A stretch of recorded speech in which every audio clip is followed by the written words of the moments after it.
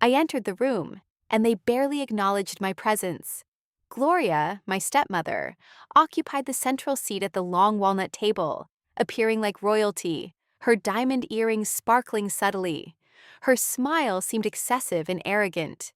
Beside her, my half-brother Mason lounged in his chair, hands behind his head, a smug look on his face, as if victory was already assured. Perhaps he believed it was. Before I could even sit down, Gloria spoke. "He cherished me," she declared, her voice smooth yet sharp. Not the offspring of his initial error. Her gaze remained steady. Mason chuckled in agreement. "She's not even mentioned in the will," he added, his grin unsettling. A wave of soft, restrained laughter filled the room, the kind intended to be subtly cruel. I stood there, still wearing my coat, clutching my purse, feeling like an intruder in a stranger's home. Yet, this was once my father's home, and mine too, in a past life. I chose the only available seat at the table's end, the one no one else wanted. My heart pounded in my ears. I surveyed the faces around me. Lawyers in formal attire, a few distant relatives, family acquaintances who had ceased contact after my mother's death. Everyone appeared comfortable and relaxed, as if the outcome was predetermined. I forced my expression to convey composure, despite my trembling hands. Gloria's gloating was unsurprising. However, her unwavering confidence was unexpected, as if she had foreseen the future and already signed her name on it. The lawyer, Mr. Granger, entered shortly after. He seemed older than I recalled, or perhaps simply weary. He carried a dark leather briefcase, the kind that made a distinct clicking sound when opened. All eyes turned toward him. Silence descended like a curtain. "Thank you all for being here," he announced, placing the briefcase on the table. "As you are aware, we are gathered to read the last will and testament of Mr. Gerald Langston," he said, referring to my father, or the man who was once my father. It had been years since our last conversation, years since I left his house after he told me he could no longer dwell on the past. That's how he referred to me. His past, a reminder of his former life, as he put it, the life he shared with my mother. Gloria was his second wife, younger and impeccably poised. She ensured everyone knew she was instrumental in Gerald's resurgence. She had inserted herself into every photograph, every narrative, every memory, to the point where my existence felt erased. And Mason, her son, my half-sibling by blood but not by heart, had seamlessly followed her example. I was consistently relegated to the role of the other daughter, a background presence. "Before we proceed," Mr. Granger announced, opening the briefcase, "I must remind everyone that the contents of this reading are final and legally binding." Gloria leaned forward, her lips pursed in anticipation. Mason nudged her playfully, as if they were about to win a shared game. It was then that Granger paused momentarily. A flicker of an unreadable expression crossed his face, perhaps confusion or surprise. He reached into the case and retrieved a sealed envelope. It was thick, stamped, and unmistakably recent. "Actually," he said, adjusting his glasses, "your father made a modification to the will 3 weeks ago, subsequent to discovering the truth." The room tensed. Gloria's smile wavered and Mason's eyebrows furrowed. Part 2. "What modification?"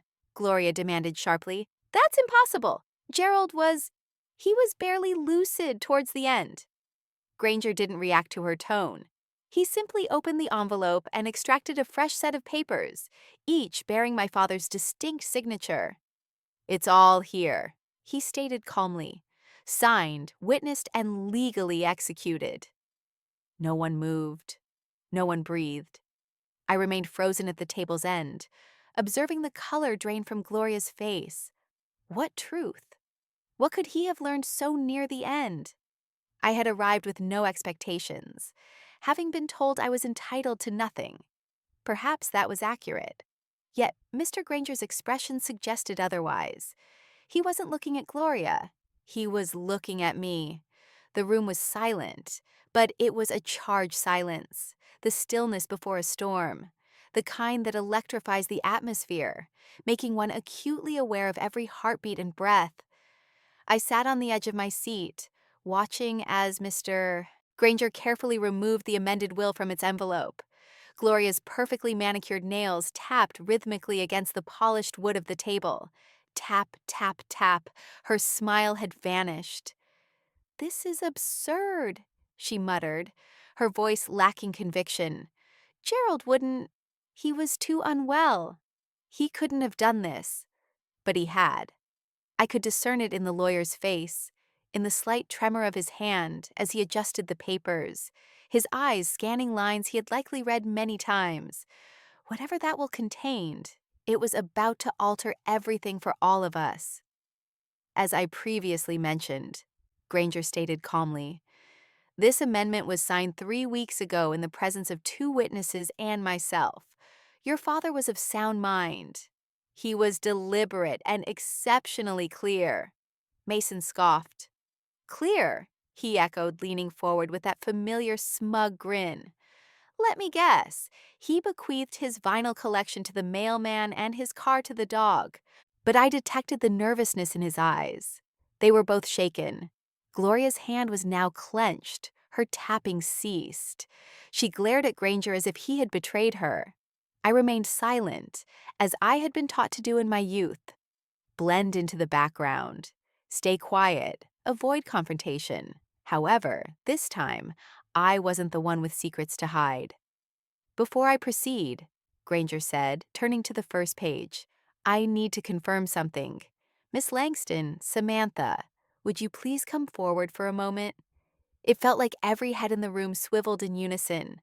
My chest tightened. This was unexpected. I rose slowly, my legs unsteady, feeling their gazes fixed on me like damp fabric. I walked to the front where Granger awaited, holding out a small card. It was an old identification card, my father's, from when I was a child. "Do you recognize this?" he inquired. I nodded. "That's his former signature. He stopped using it after his remarriage." Granger nodded in agreement, his lips tightening. "That's what I suspected." He turned the document, allowing me to see the signature at the bottom of the amendment. It was the signature I remembered from my childhood birthday cards, slanted, messy, and always a bit too large.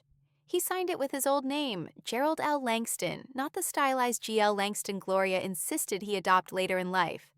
"He signed it with the name he used when your mother was alive," Granger added quietly, his words barely audible. My throat tightened. I stepped back, returning to my seat, my heart pounding rapidly. Gloria's voice cut through the silence. "This is a deception. That signature proves nothing. He hasn't used that name in decades." "Precisely," Granger responded, "which is why its sudden reappearance is significant." Mason leaned forward, irritation creeping into his voice. "So, what does the will say?" "If you're done with the theatrics, perhaps we can finally learn my father's true wishes." Granger gave him a prolonged look before continuing. "Very well. According to the amended document dated 3 weeks prior to Mr. Langston's death, I will now commence the reading." He cleared his throat and began.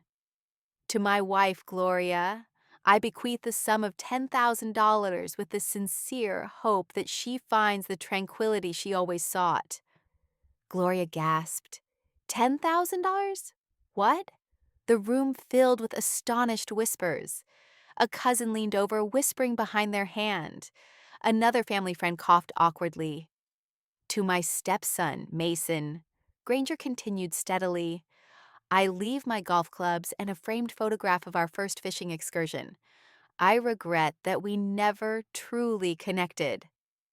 Mason's jaw dropped. "Are you serious?" His face flushed, his eyes darting between the document and his mother. He looked as if the ground had just been pulled from beneath him. "And to my daughter, Samantha Langston," Granger went on, his voice unwavering. I stopped breathing.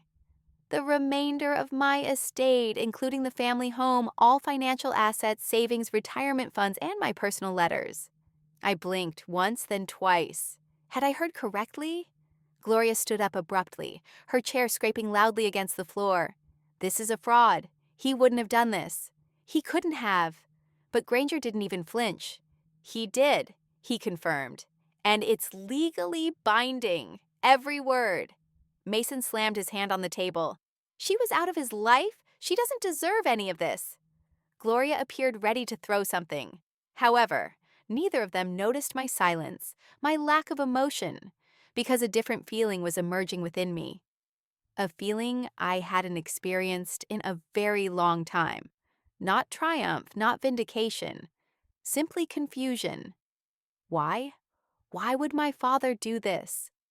We hadn't spoken in years. The last time I called, he didn't answer.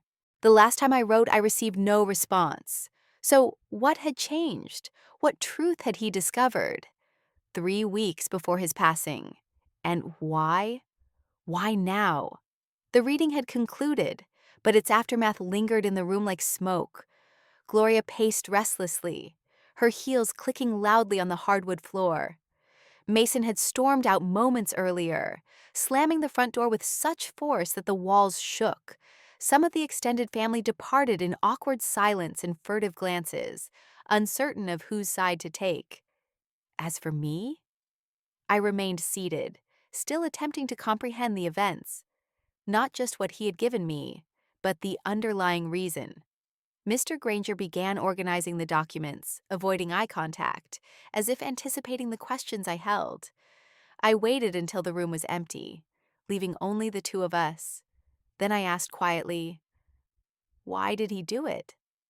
He paused, his fingers resting on the briefcase. "I was hoping you would ask." He walked to a nearby cabinet, opened a drawer, and retrieved a small, worn envelope. It was cream-colored, made of thick paper, the kind rarely used anymore. My name was written on the front in my father's handwriting. The writing was sharp, decisive, and unmistakable. "He gave me this the day he signed the amendment," Granger said, handing it to me. "He instructed me to give it to you after the reading." My hands trembled as I accepted it. There was no return address, no postmark, only my name. Samantha, not Sam. Not Sweetie, as he used to call me before everything fell apart. Just my full name. I didn't open it immediately. I held it as if it might burn me, as if its contents could reopen wounds I had painstakingly closed over years. "Was he different that day?" I asked. Granger nodded slowly. He was tired but lucid. He spoke of regrets, of lost time. Then he said something I didn't grasp until now. He looked at me and said, "Truth doesn't erase pain, but it can rewrite the ending." That statement resonated with me deeply. I placed the envelope in my purse, unable to confront it just yet. The drive home felt surreal, as if I was moving through water. Each red light provided more time to question everything: his motives, my memories, and the reality of the situation. My phone buzzed on the seat beside me. It was likely Mason or Gloria, or perhaps both. I ignored it. My apartment seemed smaller than usual when I entered. I dropped my keys in the bowl by the door and stood in the hallway for a long moment, still wearing my coat, the envelope heavy in my purse. Eventually, I sat on the edge of my bed, retrieved the letter, and opened it. It was handwritten, 4 pages long with no date. Only his name signed at the end in the same shaky script from the will. "Samantha, if you are reading this, it means I am gone. And it means I waited far too long to express the things I should have said in person." The opening line alone tightened my throat. "I know I failed you. I didn't just lose your mother. I lost myself." Then I allowed Gloria to dictate who I was supposed to be. I let her rewrite my past. And I let her turn me against you. I believed falsehoods. I paused reading, my hands clenching the paper. What falsehoods? What lies had been told? What had he come to believe about me? I continued reading. "Years ago, Gloria informed me that you had taken money from me, that you were fraudulently using my name to secure loans." She presented fabricated emails and bank statements. She claimed you were attempting to destroy me out of malice. My stomach sank. I believed her without seeking your side of the story. I didn't even offer you a chance to explain. I simply decided I was finished. I am ashamed of that. I allowed pride to control my actions, and for that, I am deeply sorry. I sat motionless, my heart pounding in my